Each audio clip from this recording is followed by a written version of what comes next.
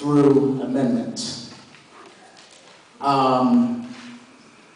The governor's been very clear about this. If it's not bipartisan, not for the total benefit of all residents, it's just not a play. You know? So we have this amendments coming up on the ballot for November. You as a legislator, we're going to go to basically combine two ideas. How would you mobilize, especially if we have new members of our district? How would you mobilize this new constituency to fight these things back, as I think most of us are probably against it? And two, specifically as it relates to voter ID, what would you like to see differently?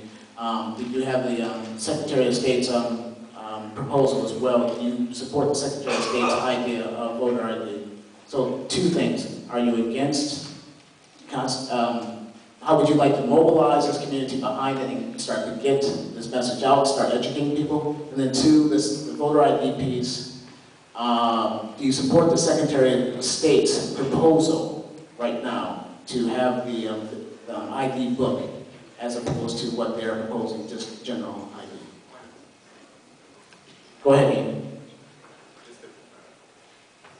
And you guys have just a point of clarification. Yep. So the first question is on the gay marriage amendment. No. Oh no. Gathering, mobilize, because I think I'm assuming, but how do we mobilize our group to educate against the idea of legislating through constitutional amendments when it's not a bipartisan approach? And then the second thing is do you support Secretary of State Ritchie's video ID concept instead of the idea that the Republicans have passed actually twice now? So does that clarify? Okay, so I think I can answer this. The first question I would say is I would probably use the same method that is being used now by the Minnesota United for All Families. Their method is to engage people in conversation.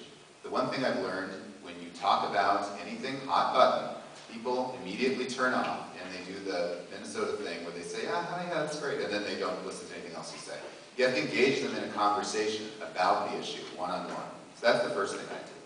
With regard to the Republican plan of the voter ID, I'm very much against that. I think it disenfranchises folks, and I also think that, quite honestly, it's done for, shall we say, not the right reasons. So I think that I'm against that, and I'm in favor of Richie's plan.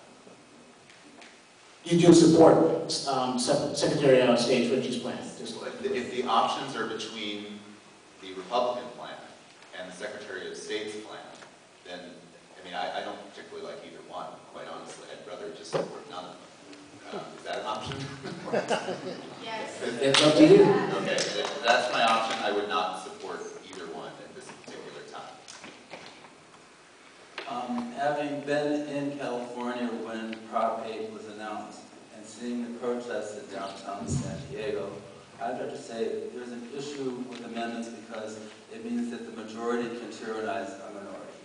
So I'm inclined to be against amendments. Second, I do not support the Republican plan, and if given the choice between the two plans, I prefer the Secretary of State's plan, but I prefer that everything stay as it is, because we have the best voter turnout in the country. Why interrupt it? And as far as how I plan to be involved, I'm already at this. I was at the Capitol yesterday. I was at the Capitol for almost every single hearing for voter ID. So I will be getting more people. I started to take action. I said, like, where are us? I mean, I was talking to someone from our community who works for Take Action. I said, like, where? I mean, why did they organize us within this community? And they just didn't need to do that. To be honest with you, I was like, so I trust me. He's calling me to ask me to organize for him to get it done. Thank you. Ray? Boy, where to begin? Our voting system is fine. We have the best voting system in the country.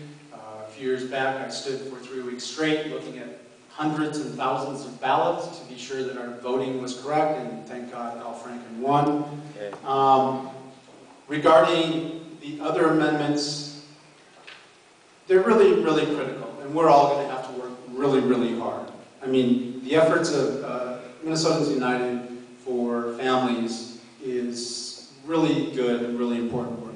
We need to embrace people like John Treasel, a disabled vet who is Republican and has come out strong publicly against this amendment. And we also need to let people know that we already have a law, so we don't need this. A law that defines marriage between a man and woman, so we don't need an amendment to our Constitution. We get through this, we start talking about other things. Thank you. Willie? Thank you. First of all, we ourselves need to mobilize the party base. We're here today. This is mobilization. This room should be filled with DFLers, having a discussion about how are we going to change the House and the Senate. We need to change that together. And I'm telling you today, if we don't do that, we are not going to be in the forefront of our families, our children in this community. In fact, the state. I'm a former state representative. I know how it works up there. I know that without mobilization, we don't get our bills through. I'm against these amendments, Constitution amendments that the Republicans are putting forth just to get around the governor. That is not the way to do business. That's not an elected official. So we must mobilize our people. Tell your family, this is critical in our state today. We got to speak out. Time. I believe that it is a useless waste of time to talk about trying to get around what the Republicans have done. Those rules were in place when the Democrats were there, and they're there now. Now it's on us. It's up to us to talk to our neighbors and say, this is a bad idea for Minnesota, and we're still part of the game. We should not be caught up in one process when we have multiple processes that protect our interests. And there are two other ways, us directly, and then second, legally. I don't believe that that decision, if passed and becomes law in Minnesota, will stand a constitutional challenge in court. And we also appoint judges to the Supreme Court, and our vote counts on who is in office. We have to do our jobs as the people that elect folks, talk to neighbors, and so on. And this is the way to handle that, and this is where our discussion needs to be focused on right now in order to be effective. It's good to come out and vote for me in some issues, but you can't just rely on that. You have to rely on your power to vote in all the categories that you have a right to make a decision on. Thank you, Michael. Tara? I look at this as an issue that we as individual candidates can all unite on, because we're residents. And as residents, it is our obligation to talk to other residents and explain what the process is, why there's no need for an amendment, what the law is, how that law works, either in favor or out of favor for individuals. When we start talking about voter ID, what we're essentially doing is taking away the right of folks who are either naturalized or born to vote. It is your right that no one can take away.